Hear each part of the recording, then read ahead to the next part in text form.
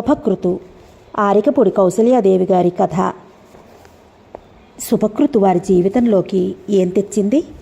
శోభకృతు ఏమి నిలపబోతోంది? ఆ భార్యాభర్తలు మధు అరవిందల జీవితాలలో విరగబుయ్యటానికి ఉగాది శోభ వారి జీవితంలోకి ప్రవేశిస్తోంది. చూద్దామా కథలోకి వెళ్ళిపోయి. ఉగాది పురుషుని ఆహ్వానించటానికి అప్పుడే ఈ శిశిరాంతంలోనే వసంత అలంకరణతో సిద్ధమైంది ప్రకృతి కన్య. మనస్సులోని కోరికలలాగా, హృదయంలోని సౌందర్యంలాగా ఎటు చూసినా విరబూచి తెగ చికిర్చి పచ్చగా నిండుగా నిలిచాయి చెట్లు చేమలు. కోయిల ఆహ్వాన గీతికలతో మన్మధుడు దోబూచులాడుతున్నాడు. ఒక వంక బుదురుతున్న ఎండలు శరీరానికి తాపం కలిగిస్తున్న పెళ్లి పిలుపులలా ఆ కోకిల కుహుకుహు రావాలు, మనస్సును మత్తెక్కింపజేసే మల్లికా సౌరభాలు ఒక వంక, గుమ్ముగానున్న పూతతో పిందెలతో మరో వంక, మానిని చెక్కిళ్లపై లాస్యమాడే మధుర లజ్జాకాంతుల వలె ఉన్న లేచువులతో ఉన్న మావిళ్ళు, వేపలు హృదయాన్ని అనిర్వచనీయ ఆనందంతో తేల్చివేస్తున్నాయి. అరుణోదయంకై నిరీక్షిస్తున్న అరవికసిత పద్మంలాగా అరగంట నుండి అరవింద అలా డాబా పిట్టగోడపై నిలుచునే ఉంది, మధుమూర్తి కోసం ఆత్రంగా ఎదురుచూస్తూ. అరగంట కాదు, 6 గంటలైనా అతడి జాడలేదు కదా.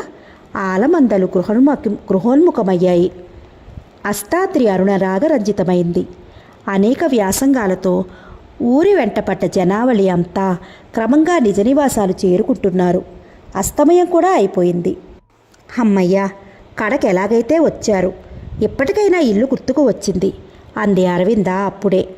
ఇల్లు చేరిన మధుమూర్తిని కొంచెం సంతోషంగా, కొంచెం నిష్ఠూరంగా, నయం ఇప్పుడైనా వచ్చాను, అందుకు సంతోషించు అన్నాడు తేలికగా మధు.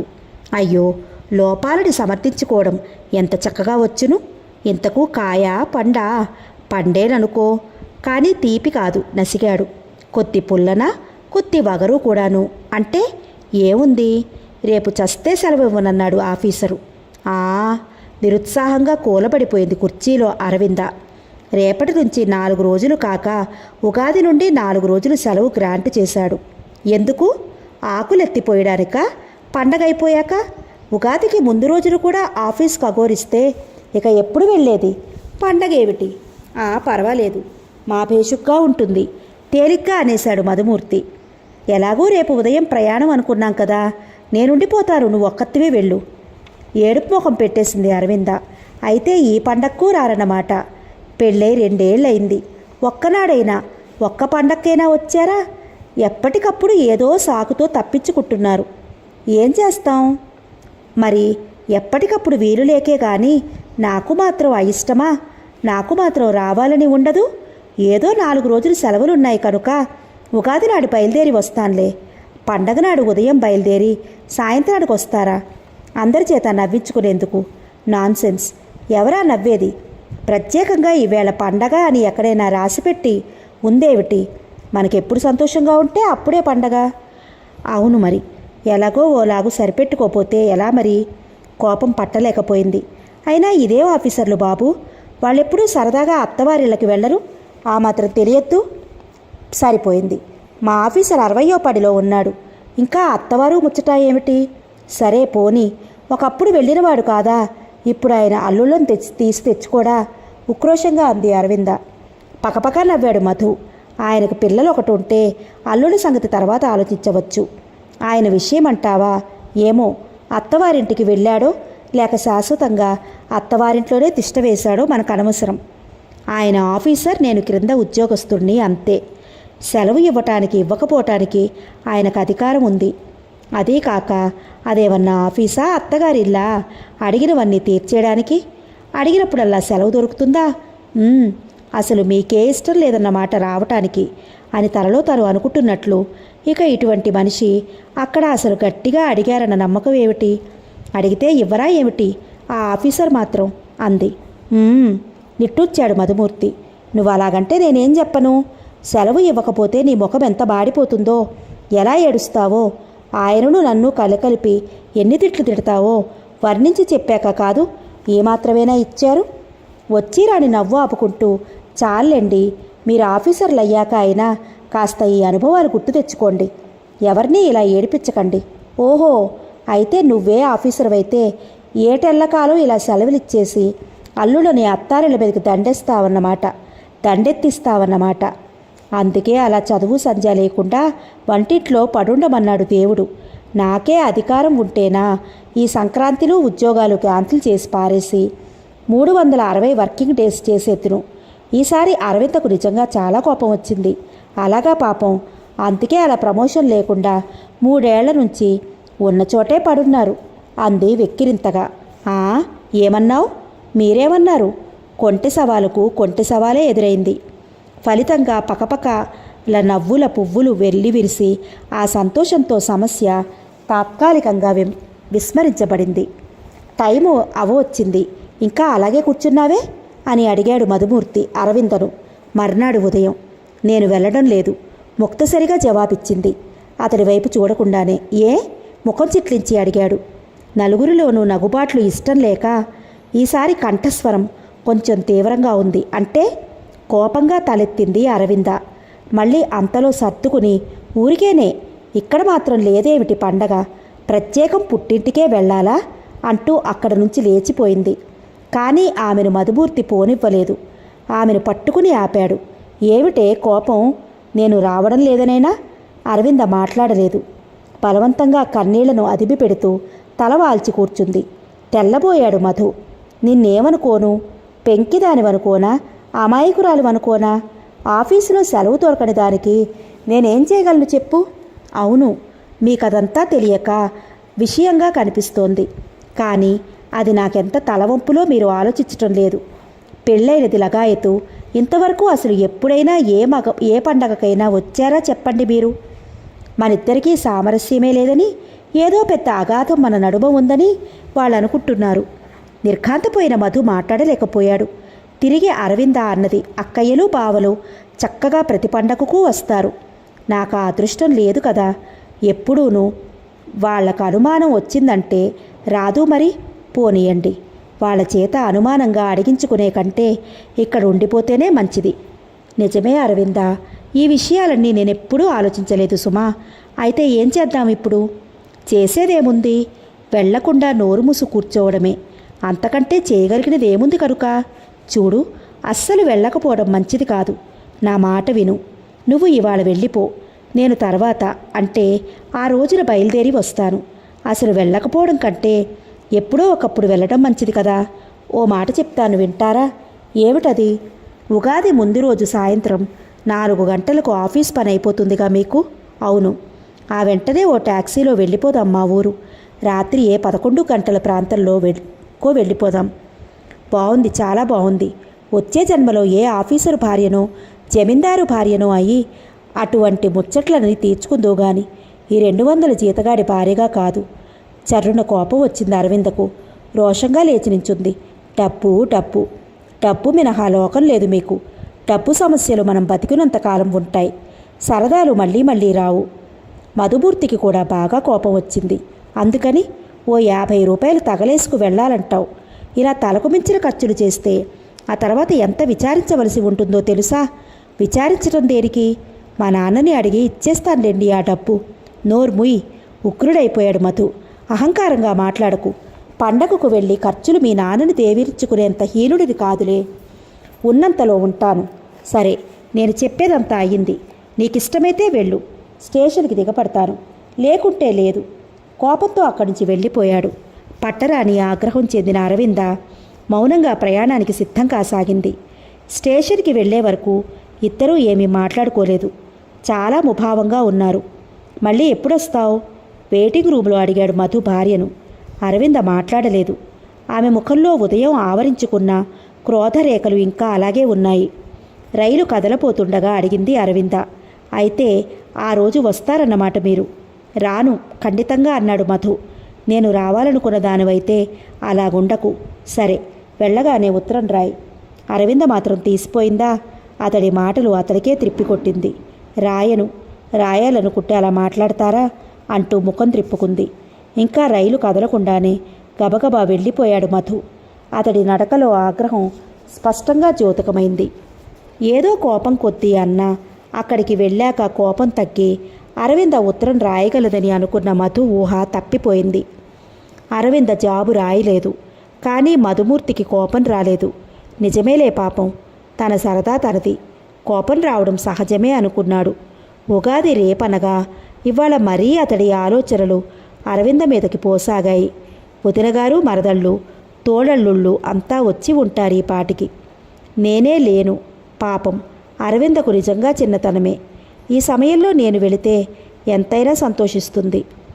ఆమె కోపం పోగొట్టి తీసుకురావడానికి ఎటూ వెళ్ళక తప్పదు. పోనీ ఓ 50 రూపాయలైతే అయ్యాయి. అరవింద సంతోషం కోసమైనా ఇప్పుడు వెళితే అనిపించింది. ఆలోచనలో ఉన్న మధుమూర్తికి తోటి వారంతా పెద్ద కోలాహలంగా ఫైళ్లు కట్టిపెట్టి కుర్చీలు త్రోసుకుంటూ ఇళ్లకు వెళ్లే సందడి చెవిన పడింది. రేపు ఉగాది పండగకు అవి కొని తీసుకుపోవాలి, ఇవి కొనుక్కోవాలి అని ఒకరితో ఒకరు చెప్పుకుంటున్నారు. ఏమోయ్, నువ్వింకా కుర్చీకి అంటుకుపోయావు? అవునులే, శ్రీమతి ఇక్కడ లేదుగా, అవి ఇవి కొనే గొడవ తప్పిపోయింది అని ఓ విసిరిపోయాడు ఒకడు. ఆ మాటలు విన్న మధు ఆలోచనా వాహిని నూతన మార్గం తొక్కింది. రేపు పండగైతే ఏమిటి ఇంత కోలాహలం? ఇంత హడావుడి చేయనిదే పండగ గడవదా? 1 సంవత్సరం గురించి గడిచి మరొక సంవత్సరం ప్రవేశించబోతోంది. అయితే ఇదివరకు ఎన్ని సంవత్సరాలు గడవలేదు, ఇక ముందు ఎన్ని గడవవు? శుభకృతు ఈ రోజుతో ఆఖరు. రేపు శోభకృతు వస్తుంది. శుభకృతు ఏమి జరిగించింది? ఇక శోభకృతు ఏమి ఒరగబోయబోతోంది? అంతా వెర్రి. ఎప్పటికీ ఎదుగు బతుకు లేని జీవితాలే. మిస్టర్ మధు, ఒక శుభవార్త అని నవ్వుతూ వచ్చి చిరంజీవిరావు మధు జబ్బ విరిగేటట్లు ఒక చరుపు చరిచాడు. ఏమిటి? మామూలుగానే అడిగాడు మధుమూర్తి. చెప్పుకోగలవా? చెప్తూ కాసిన కాఫీ నీళ్లు పోస్తాను ముఖాన. అలాగైతే అసలు చెప్పను. మంచి పార్టీ ప్రామిస్ చేయి ముందు, అప్పుడు చెప్తా. సరే అలాగే, ముందు త్వరగా ఏడవ్వోయ్. ఓరి వాజమ్మ, నేను శుభవార్త చెప్తుంటే నన్ను ఏడవమంటావా? అవునులే, అది నిజమే. మరి మేమింకా ఇలాగా పడుంటే నువ్వు గెజిటెడ్ ఆఫీసర్ అయిపోయావని ఒక వంక ఏడుపు కూడా వస్తోంది. చెప్పద్దు. అది ఆఫీసర్ కూడా మర్చిపోయి కుర్చీ మీద నుంచి ఒక్క ఉదురున ఎగిరి డ్రాయర్ మీద నిల్చున్నాడు మధుమూర్తి. నిజమేనట్రా? నాకు ప్రమోషన్ వచ్చిందా? నిజమే కానీ కిందకు దిగు, ఇది ఆఫీసు. ఆఫీసర్ ఇంకా ఆ రూమ్లోనే ఉన్నాడు. క్రిందకి లాంగ్ జంపులాగా ఒక్క ఉదురున ఉరికాడు మధు. ఇప్పుడు చెప్పు వివరంగా. హైదరాబాదులో హెడ్ ఆఫీసులో రిటైర్ అయిన ఆఫీసర్ స్థానే నిన్ను కూర్చోబెట్టబోతున్నారని అనధికార వార్త. 4 రోజులలో నీకు అధికారపూర్వకంగా తెలియజేయబడవచ్చు. చిరంజీవి మాటలు పూర్తి కాకుండానే ప్యూన్ వచ్చి ఆఫీసర్ పిలుస్తున్నారంటూ తోడుకొని పోయాడు మధుమూర్తిని. నమస్కారం అండి, వినయంగా నిల్చున్నాడు మధు. కూర్చోబోయాలా? చిరునవ్వులు చిందిచ్చాడు ఆఫీసర్. అలాగేలేండి అన్నాడే గాని కూర్చోలేదు మధు. మళ్ళీ చిరునవ్వు చికిలించాడు ఆఫీసర్. నాకు తెలుసు, నువ్వెప్పుడు నా ఎదుట కూర్చోవు. నీ అతి వినయమే నన్ను ముక్తుని చేసింది. నువ్వెప్పుడు సెలవడిగినా నేను ఇవ్వలేదు. అయినా నీకు నాపై కోపం లేదు. సింహం, చండప్రచండు, కర్కోటకుడు మొదలైన పదాలతో నన్నెప్పుడూ వ్యాఖ్యానించలేదు. ఎప్పుడూ పని తర్వాతే నీకు ఏదైనా. నీలాంటి మనిషే విద్యుక్త ధర్మం నిర్వర్తించగలడు, 10 మంది చేత నిర్వర్తింపచేయగలడు. మీకు నాపై ఎంత ప్రేమండి? మందహాసంతో అన్నాడు మధు. ఉండు మరి, ఎంత ప్రేమో ఒట్టి మాటలతో చెప్తే ఏం ప్రయోజనం? మన హెడ్ ఆఫీసులో అసిస్టెంట్ ఆఫీసర్ పోస్ట్ ఖాళీ అయింది కదా, దానికి ఎవరైనా బాధ్యతాయుతమైన వ్యక్తిని సెలెక్ట్ చేయమని నాకు 4 రోజుల కిందట రాశారు. నిన్ను రికమెండ్ చేస్తూ రాశాను. నీకు చెప్పలేదనుకో. ఇదిగో ఆమోదిస్తూ ఇవాళ ఆర్డర్స్ వచ్చాయి. ఇక నువ్వు ఆఫీసర్వి. సంతోషంతో మాట్లాడలేకపోయాడు మధు. వెంటనే ఆఫీసర్ కాళ్ళు కళ్ళకత్తుకోవాలనిపించింది, కానీ బాగుండదని మానేశాడు. తండ్రిలాగా ఎంత మేలు చేశారు, ఎలా కృతజ్ఞతలు చెప్పాలో నాకు బోధపట్టం లేదండి. నేనెప్పుడు మిమ్మల్ని అడగలేదు. అర్హతను గుర్తించడం మన విధి. నా ధర్మాన్ని నేను నిర్వర్తించాను. కానీ విశేషమేమీ లేదు. వెళ్ళి శుభవార్త అందరి చెవినా వేసుకోమరి. టైం అయింది, ఇక వెళదామా అంటూ లేచాడు. చిత్తం అంటూనే బయటకు పరిగెత్తాడు మధుమూర్తి. వెలుపల వేచి ఉన్న మిత్రబృందం ఇచ్చిన కరచాలనాలతో అతని చెయ్యి నలిగిపోయింది. అందరూ కలిసి హోటల్పై దాడి చేశారు. స్వేచ్ఛగా ఆర్డర్లు జారీ చేయసాగారు. ఎవరి మట్టుకు వారు. ఒరేయ్, మీరు హోటల్ అంతా తిన్నా నాకేమీ అభ్యంతరం లేదు, కానీ త్వరగా పావుగంటలో ఫినిష్ చేసేయాలి. మరి ముందే చెప్తున్నాను అన్నాడు మధు. అవునవును, మరి మళ్ళీ సినిమాకి కూడా వెళ్ళాలి కదూ అన్నాడు చిరంజీవి. ఏడిసావులేవోయ్, ఒక్కటయ్యాక ఒకటి చిరుకోపం ప్రదర్శించాడు మధు. నాకు వేరే పనుంది, త్వరగా పోవాలి. ఏమిట్రోయ్ అప్పుడే ఆఫీసర్ల అధికారం చెలాయించేస్తున్నావు? నువ్వు మాకు ఆఫీసర్వి కాదు, హైదరాబాద్ ఆఫీసులో. అది కాదురా. మధు కొంచెం తగ్గాక ఆఫీసర్ అయితే స్నేహితులం కాకపోయామేమిటి, కానీ నేనిప్పుడే ఊరు వెళ్ళిపోవాలి. ఊరు నుంచి వచ్చాక ఒకటి కాదు 2 పిక్చర్స్ చూపెట్టడానికైనా నాకేమీ అభ్యంతరం లేదు. ప్లీజ్ ఇవాళకి నన్ను వదిలేయండి. సరే, అనుగ్రహించాం. 2 కాదు 3. అలా అయితే వదిలేస్తాం. తెలుసులే, తొందరగా పోయి భార్యామణికి నివేదించాలని మన ప్రయోజకత్వం. ఏమే అరవిందా, మీ ఆయనకి ఏమైనా లంచం దండిగా ముట్టాలేమిటి వచ్చినందుకు? లేక మిగిలిన అల్లుళ్ళం అందరికంటే ఏమైనా గొప్పవారా? ఎప్పుడూ రానే రారు? హాస్యంగా ఎత్తికి వడుపులు మొదలుపెట్టారు అరవింద్ అక్క చెల్లెళ్ళు. అవును, నేను అదే అనుకుంటున్నాను. పోనీ ఆ మొక్కేదో స్పష్టంగా చెప్తే మన శక్తి కొలది అలాగే తీరుస్తాంగా. పండగయ్యాక అమ్మాయిని దిగబట్టడానికి వెళ్ళినప్పుడు అడిగి తేల్చుకుంటాను అదేమిటో అన్నాడు తండ్రి. అబ్బే, ఆయన అటువంటి వారు కాదు, సెలవు దొరకక అన్నాడు అరవింద. ఇంతకీ నువ్వంటే ఇష్టమే? తల్లి సూటిగా అడిగేసింది. పాడు అనుమానాలు మీరును. విసుగ్గా లేచిపోయింది అక్కడ నుంచి అరవింద. ఇలా లేచిందో లేదో అలా టెలిగ్రామ్ కేక వినిపించింది. ఆశ్చర్యపోతూ వెళ్ళి తీసుకుంది. ఎరైవింగ్ నైట్ మధు. టెలిగ్రామ్ సాయంత్రం 4:30 ఇచ్చినట్టుంది. నిజంగా ఎంతో సంతోషమైంది అరవిందకు. తన కోపం పోగొట్టడానికే అతడు అలా రాత్రికి రాత్రి వస్తున్నాడు. డబ్బుకు లెక్క చేయకుండానని కొంచెం గర్వం కూడా కలిగింది. అబ్బో, రాక చాలా హఠాత్తుగా ఊడిపడుతున్నారే. ఏం మర్యాదలు చేయాలో, ఎలా మసులుకోవాలో, ఏమిచ్చుకోవాలో హాస్యాలు కొత్త దారులు త్రొక్కాయి. అయితే ఈ రాత్రికి రాత్రి ఎలా వస్తాడట? రైల్వే టైంలు ఏవైనా మారాయా? సందేహం వెలిబుచ్చాడు తండ్రి. లేదు నాన్న, అరవింద చెప్పింది, టాక్సీ మీద వస్తారు. ఆ రోజు అసలు అలాగే అనుకున్నాం, కానీ ఏమో వీలవుతుందో లేదోనని నేను ముందు వచ్చేశాను. వస్తారో రారో మళ్ళీ మీరంతా ఎగతాళి చేస్తారని చెప్పలేదు, ఇంతవరకు వస్తారని ఆశగానే ఉంది నాకు. ఏమో ఏం ప్రయాణాలు, ఏం తెలివి తక్కువ హడావుల్లో. 2 ఏళ్ల నుండి ఎప్పుడూ రానివాడు ఈ రాత్రికి రాత్రి వచ్చి పడకపోతే ఏం మునిగిపోతుంది? పోనీ రేపు ఉదయమైనా రాకూడదా సావకాశంగా?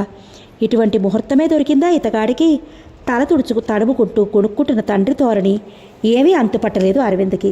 ఏ నాన్న, ఎప్పుడొస్తేనే? మందస్వరంతో అడిగింది. చూడు పైన ఆకాశం ఎలా ఉందో, అమావాస్య అంధకారం, ఆ కారు మొప్పులు. ఇటువంటి రోజున అర్ధరాత్రి ప్రయాణాల? విసుక్కున్నాడు. గుండె గుబేలమంది అరవిందకు. టైం 7 గంటలైంది. ఈ పాటికి పట్నం దాటి 7-8 మైళ్ళలో వచ్చి ఉంటుంది కారు. అంతా నిర్జన ప్రదేశాలు, పల్లెటూళ్ళు, అడవులు దారిలో. ఈ కార్లను నమ్మటానికి వీల్లేదు. ఎంత మంచి కారేకైనా ఏ క్షణంలోనైనా ఏ మరమ్మత్తైనా వచ్చి మొరాయించవచ్చు.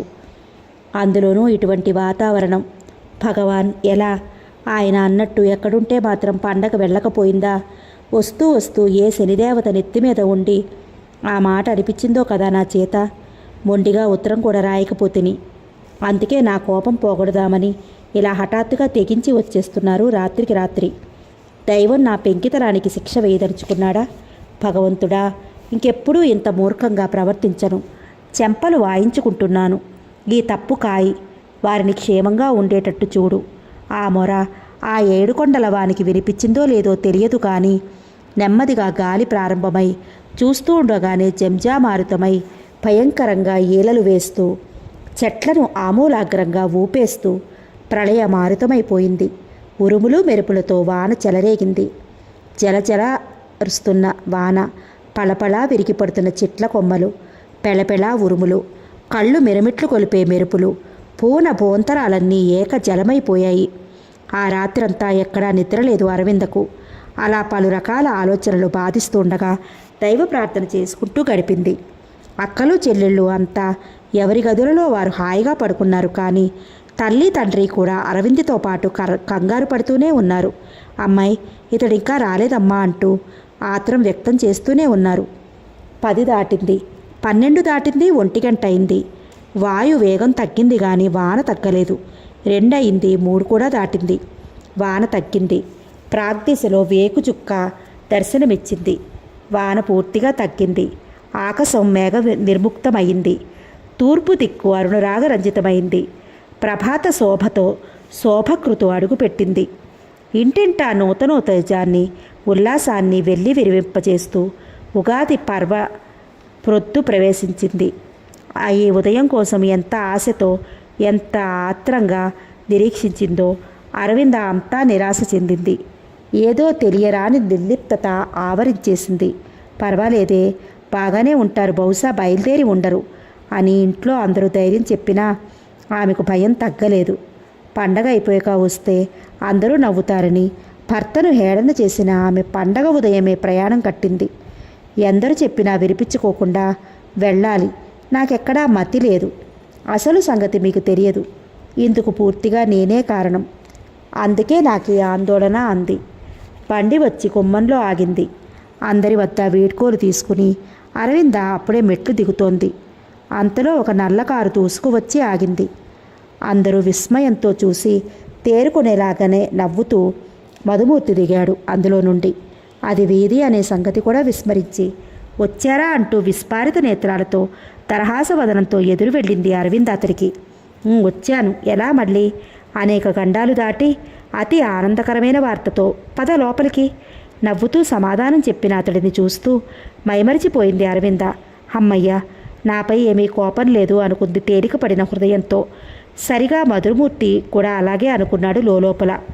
రాకరాక వస్తూ ఎంత ఆందోళన పరిచేశావు అందరినీ, ఇటువంటి ప్రయాణాలా చేయటం? అప్పుడే అమ్మాయి ప్రయాణం కట్టింది భయపడి. వాత్సల్యపూర్వమైన అత్తగారి మామగారి సన్నని మందలింపులకు మధుమూర్తి చిరునవ్వే సమాధానమైంది. ఏమిటి హఠాత్తుగా ఇంత దయ కలిగింది నాపైకి? అందుకే కాబోలు రాత్రి అంత ప్రళయం ఎదురైంది అంది అరవింద నవ్వుతూ మధుమూర్తి గదిలోకి వేప పువ్వు పచ్చడి తెచ్చి ఇస్తూ. ఈ ఉగాది పచ్చడి ఉన్నది చూశావు? హాస్యంగా మొదలుపెట్టాడు మధుమూర్తి. జీవితార్థం యావత్తూ ఇమిడి ఉన్నది దీనిలో. చాలెత్తురు, రాత్రి ఆ గాలివాన సమయంలో బేజారెత్తిపోయానని. ఎక్కడున్నారా సమయంలో? చెప్పని మరి నన్ను చూశావా? మరి రాత్రి నా కోసం అంతా కంగారెత్తిపోయావు, బహుశా ఏడ్చి కూడా ఉంటావు, నాతో చెప్పడం లేదు కానీ అని సూటిగా చూసిన అతడి చూపులు ఆమె కళ్ళల్లో నిజంగా నీడు నిండాయి. ఏడవటమేమిటి మరి? మీరు ఇలాంటి మొండి పనులు చేస్తుంటే ఏడ్చావు, ఇప్పుడు నవ్వుతున్నావు, ఇంకాసేపు ఉండి డ్యాన్స్ కూడా చేస్తావేమో పట్టరాని సంతోషంలో. ఈ భావాలన్నిటినీ కలగలిపినదే ఈ ఉగాది పచ్చడి. తీపి, చేదు, పులుపు అన్నీ ఇందులోనే మిళితమయ్యాయి. జీవితంలో కొన్ని అనుభవాలు తీయగా, కొన్ని చేదుగా, మరికొన్ని పుల్లగా ఉంటాయి. ఈ ఉగాది పచ్చడిని ఎంత ఆనందంతో స్వీకరిస్తామో అలాగే ఈ నవరసభరిత జీవితాన్ని కూడా అన్ని వేళలా సమభావంతో, ఒక తరి పొంగిపోకుండా మరొక తరి కృంగిపోకుండా ఆస్వాదిల్లి ఎల్లప్పుడూ ఆశతో చూస్తూ ఆకాశవీధుల్లోనే విహరించే మానవులను ఏటేటా ఒక్కసారి ఆరంభంలోనే కాలపురుషుడు హెచ్చరిస్తాడన్నమాట. జీవితం షట్రుచుల సమ్మిశ్రితం సుమా అని. నిజమే అంది అరవింద. ఆశ్చర్యం అభినయించాడు మధు. నువ్వు చాలా మారావు సుమా, మరోసారైతే నాకు మరో సుదీర్ఘమైన ఉపన్యాసం ఇచ్చి ఉండేదానివి. అయితే ఇంకెప్పుడు అలా కోపం తెచ్చుకోవు కదూ నిష్కారణంగా? తెచ్చుకోను. మంచిదానవు. ఇదంతా ఉగాది ప్రభావం. అయితే ఈ ఉగాది శుభవేళ ఓ శుభవార్త. శుభకృతు వెళుతూ నీకో శుభవార్త అందించే బాధ్యతను శోభకృతిపై వేసిపోయింది. ఏమిటో అది? అమ్మాయి గారు మాటికి చీటికి అలగనక్కర లేకుండా దారి ఖర్చులు మా నాన్న ఇస్తాడు రామ్మని బెదిరించే అవసరం లేకుండా. అలాగైతే నేను వినను. ఇదంతా ఒట్టి అబద్ధంలాగుంది. అసలు కోపంగా పోబోయింది. మరి ఆ కోపమే కదూ వద్దన్నాను అంటూ చేయి పట్టుకు ఆపాడు. ఇప్పుడు ఈ కారు మీదలా వచ్చానంటావు, కేవలం నువ్వు కోపగించుకున్నందుకే అనుకుంటున్నావా? మరి అయ్యగారు ఆఫీసర్ అయ్యారో ఆఫీసరు. ఆ శుభవార్త కాస్త నీకు చెప్పే వరకు ఆగలేక ఎగిరి వచ్చాను, వాన వరద ఏరు లెక్క చేయకుండా. నిజమే? ఆశ్చర్యంతో ఆనందంతో నిజంగా నాట్యం చేయవలసినంత పనిచేసింది అరవింద. కానీ అంతలో నీళ్లు కారిపోయాడు మధు. ఏమిటి? మనం వెళ్ళబోయేది హైదరాబాద్. తీరా అక్కడికి వెళ్ళాక కారు వదిలేసి విమానం ఎక్కుతారని గొడవ పెట్టవు కదా అంటూనే పకపకా నవ్వేశాడు. అరవింద కూడా శృతి కలిపింది. శుభకృతు వెళుతూ శుభాన్ని చేతిలో ఉంచిపోయింది. చూడాలి ఇక ఆ శోభకృతు ఎంతటి శోభల్ని వెదజల్లుతుందో అన్నారు స్వగతంలాగా ఇద్దరూ ఒకేసారి పైకి. విరిబూసిన వేప విరగబడి నవ్వింది. పూతతో పిందెతో కుమ్మటంలాగా ఉన్న కుమ్మగా గున్నమామిడి కుంభనంగా నవ్వింది. మామిడి గుబుర్ల చాటున ఉన్న కోయిల శృతి కలిపింది.